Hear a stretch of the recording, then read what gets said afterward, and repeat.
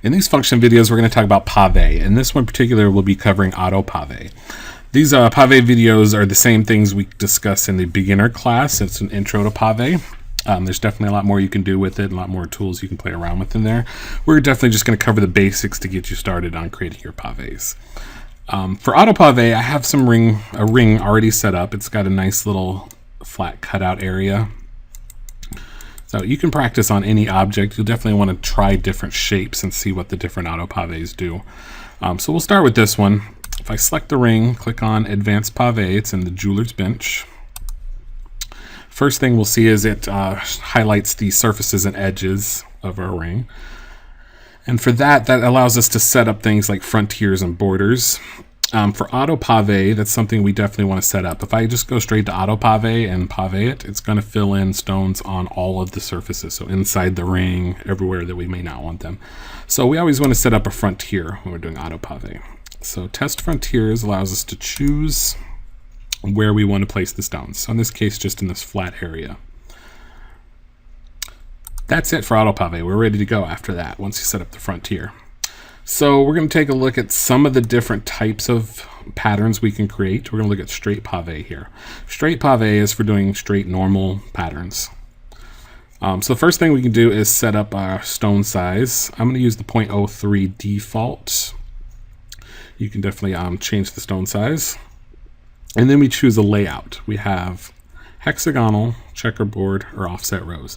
Hexagonal is your standard hexagon pattern. You only have one spacing option. The spacing is even all the way around the hexagon. In checkerboard, you have straight rows, and you can change the spacing individually, vertically or horizontally. The third type is offset rows. Very similar to hexagonal, only we can change the rows independently of each other. So start with the hexagonal, set the spacing however we like it, and then you just click Pave. It's going to fill in as best as it can. Now it doesn't have room for 3-pointers in these smaller areas. This isn't a nice even shape, so you got some places missing. The best way to do an odd shape like this is you can add multiple stone sizes. So if I click the plus and change the size, just add them to the list. So you click the plus and then change the size for each item. The top of the list is going to be the basic pattern, and then it'll use the rest of the list to fill in the spaces. So now if I pave, we see it definitely fills in a little better. The more sizes we put in here, the more options we have, the better it can fill in the pattern. Okay. Now after this, if we're happy with that, we can validate. I just want to show you one more tab. This is the one with the red and green diamonds here. It's the validity tab. Mostly it's used for checking your pave to be sure you don't have any overlapping stones. When you do an auto pave, you shouldn't have any overlapping stones because we've already set the spacing. But the other nice thing you can do in here is called scatter stones. If you click this button, it scatters the stones around a bit. And it basically optimizes the spacing. The more you click it, it just kind of evens out the spacing. So if you have an odd shape like this, you can fill in the pattern a little more evenly. The other one is called Set Stones Closer. This basically just brings all the stones really close together based on your minimum spacing, which is 0.1 by default. So it just squeezes them all towards the center. So you can definitely play around with the scatter and clean up an auto pave that doesn't quite look right. So let's move on to different types. There's a clear all button in the auto pave tab. Just click that and you can start over without having to cancel out of the tool. And we'll take a look at the fourth one, snow setting. Snow setting is for more of a random kind of encrusted type pave look. So if we go to that, again, if you set up multiple stone sizes and click on pave, it's going to take those random stone sizes and randomize them into the space. If you're not happy with the pattern, doesn't quite give you the look you want, you can clear and hit pave again. It is randomized, so every time you click it, you'll get a different look. Once you get one that you're happy with, you'll notice that the spacing is not quite optimized because there's not enough space for the stone sizes. But you can use that validity tab and your scatter stones button, optimize that spacing, clean it up, fill it in nicely. Okay. So those two are perfect for this type of setup when you're kind of paveing in a nice border. Let's use a different object. I'm going to show you a concentric and implicit.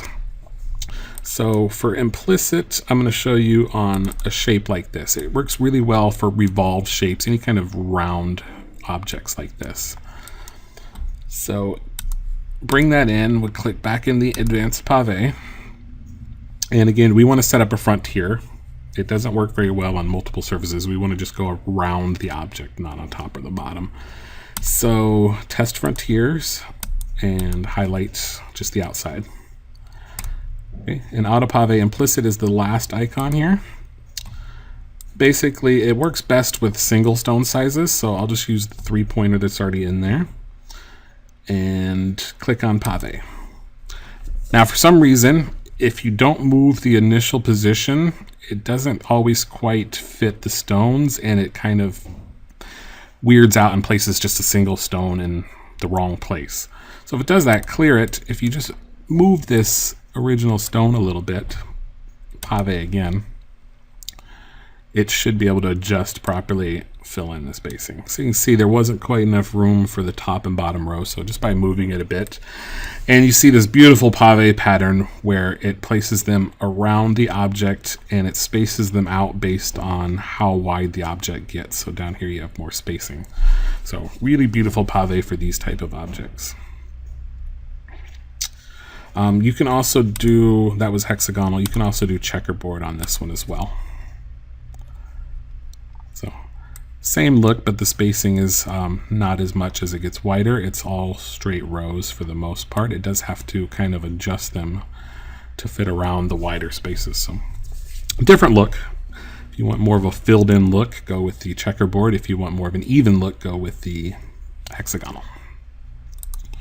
So that's it for that object. Let's clear that one, and I want to show you a couple more things on a flat pendant like this little medallion.